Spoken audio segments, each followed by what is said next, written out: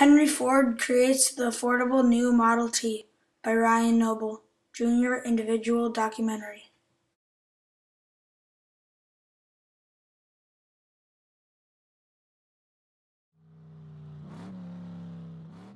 Before Henry Ford invented the Model T, there were no affordable automobiles that the middle-class people could purchase.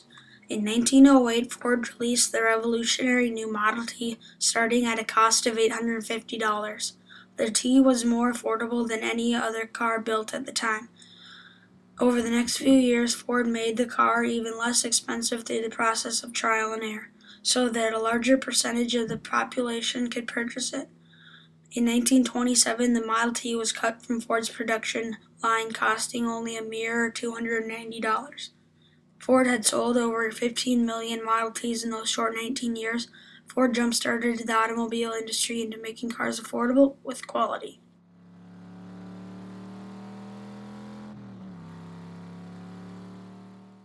Born on July 30th, 1863, Ford started his life off with a passion for all things that moved without the aid of a man or horse to propel it.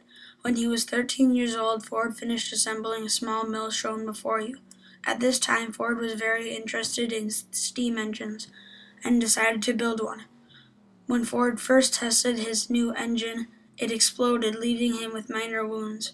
When Ford was in his teens, he dismantled and repaired a watch his father gave him, earning him a reputation as a watch repairman. Around the age of 15, he took on a job as a mechanic's apprentice. At the age of 16, Ford left his home and started working at the Edison Illuminating Company. In 1896, Ford finished his first car, the quadricycle. Later on that rainy day, Ford and one of his buddies started up the car and took it for a test drive. Henry Ford's friend rode ahead on his bicycle to warn any horse-pulled wagons that a motorized vehicle was coming through.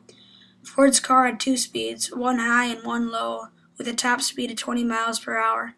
Henry Ford attracted a lot of attention. After encouragement from Edison, Ford quit his job at the Edison Illuminating Company in order to focus full-time on cars.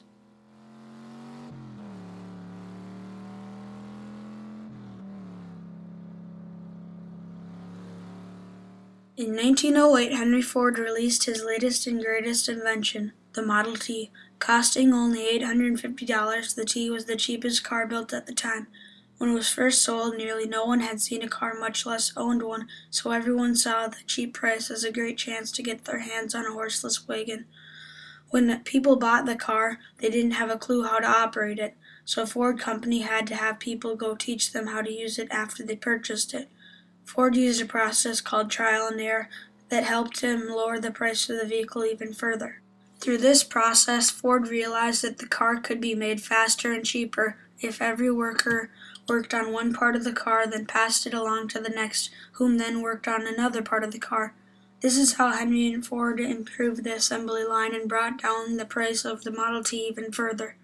Every time that Ford lowered the price of his vehicle, a new wave of people came rushing in to buy it. The Model T was such a success, Ford quit making all other models in order to get more Model Ts made.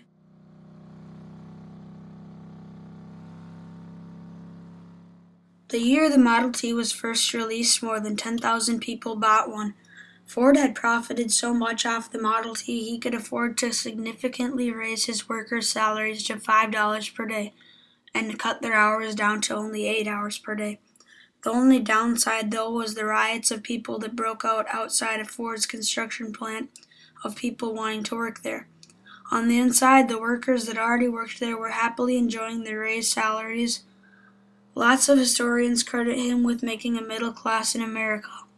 Henry Ford's introduction of the automobile to the mass market transformed economies all around the world and the United States.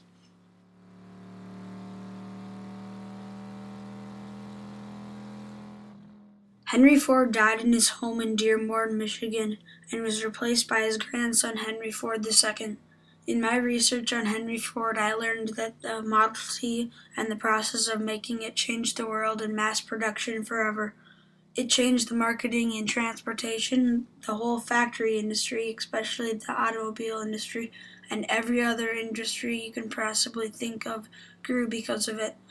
All of this changed because America was now driving mass-produced cars. Henry Ford did a lot more than just produce a popular car. He changed history.